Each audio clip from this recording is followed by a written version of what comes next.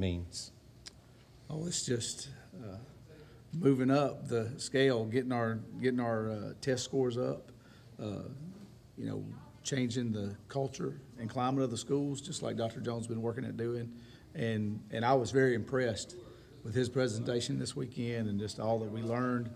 I thought it was wonderful, and my eyes were really opened about what is going on in our system and all the hard work that is taking place. Kevin, let me backtrack on what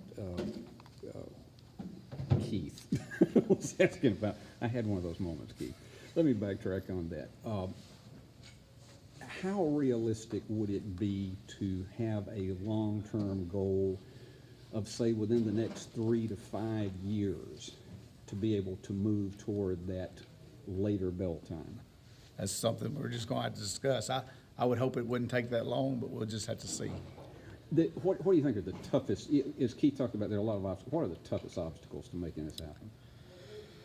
Oh, I would say the bus driver, the bus drivers, and you know, making it where it works for them, along with working for the students, and then of course there's the parent aspect of it too, the child care, the way it changes that. So there's a lot of things to be looked at, but I think if we all work together, we'll be able to make it work in the future, whenever that might be. So, you know. And also on that issue, we talked about during the break about the possibility of having some experts to come back in, psychologists and others who have done research on this, and making a presentation to the board. How effective do you think that would be in being able to sell this idea? Well, I hope it would be effective, but you know, it's just something that the board needs to hear, and we'll just go from there. I think that's about the most I can say about that. That, you know, I'd love to have them come in and you know, give a presentation of the effects that the lack of sleep has on teenagers, and the benefits that would come from having them start at a later time. I think that would be very beneficial. Did the superintendent and his staff do an effective job of presenting and selling their 10-year plan?